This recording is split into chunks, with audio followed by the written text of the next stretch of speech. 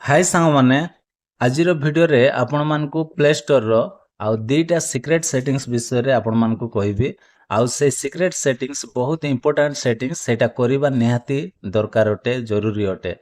तो सेति पई वीडियो को स्किप न करी सांग माने आउ लास्ट जाए देखिबा को चेष्टा करिवे। तो चलंतु आउ देरी न करी वीडियो को स्टार्ट करिबा।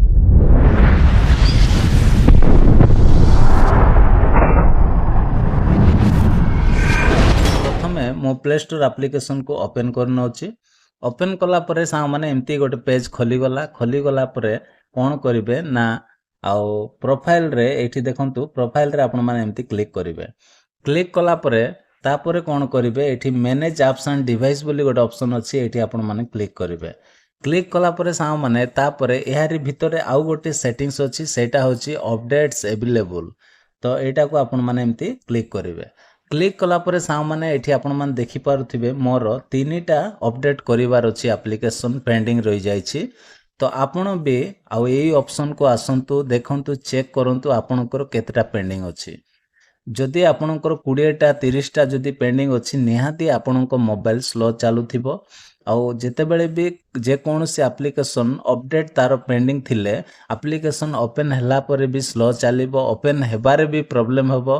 तो सेति पय निहाती आपण माने अपडेट करंतु एई सेटिंग्स टा बहुत भाई भौणी माने जानि नांती। आ जो भाई भौणी माने रेगुलर मो वीडियो देखुछंती मो चैनल रे आसिके तो से माने निहाती जानिथिबे आउ जो माने फर्स्ट टाइम वीडियो देखुछंती हुए तो आपण माने जानि नथिबे। तो सेति पय सा माने आपण माने प्ले स्टोर रे आसिके आउ एप्लिकेशन गुडा को आपण अपडेट करंतु आउ आपणको मोबाइल को फास्ट चलांतु। तापरे एटा फास्ट सेटिंग तापरे बैक करिबा। बैक कला परे सा माने एहारी भितरे आ गोटे सेटिंग्स आपण मानको करिबा पड़िबो सेटा होची मैनेज रे आपण माने एठी क्लिक करिवे। मैनेज रे क्लिक कला परे एमती गोटे पेज खोली जिवो खोली गला परे तापरे एठी देखंतु दिस डिवाइस बोली अछि ठीक अछि। तो दिस डिवाइस रे आपण माने एठी कोन करिवे क्लिक करिवे। क्लिक कला परे सा माने एठी देखंतु तळे दीटा ऑप्शन आसिला गोटे दिस डिवाइस आ गोटे आसिला नॉट इंस्टॉल्ड। तो आपण माने नॉट इंस्टॉल्ड रे आपण माने तळटा को सिलेक्ट करिवे। तो एमती क्लिक कला परे सा माने एठी देखंतु आउ एठी केते गुडे एप्लिकेशन जोटा कि एठी स्टॉक हेकी रहि जायछि जोटा कि मु ऑलरेडी आउ होम स्क्रीन रे आउ अनइंस्टॉल कर देछि बा डिलीट कर देछि।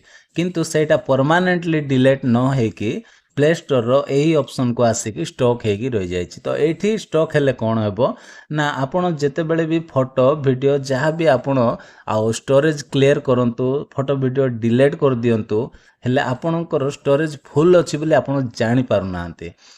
मु तो आपण भाबुथिबे मु तो फोटो वीडियो किछि रखि नै तथापि केमती मोर आउ स्टोरेज फुल हैला। किंतु आपण मान जानि नांती कि एठी से एप्लिकेशन गुडा को जोटा आपण परमानेंटली डिलीट हे जायछि बोली भाबुछंती आउ अनइंस्टॉल कर दोछंती किंतु सेटा डिलीट हे नथिबो आउ एठी आसिकी स्टॉक हेकी रहि जायथिबो। तो आपण को एठी आसिकी परमानेंटली डिलीट करिबा पड़िबो ठीक अछि। तो देखंतु आपण मान कोन करिवे गोटे गोटे आपण माने सिलेक्ट करनेबे एमती सिलेक्ट कर देबे।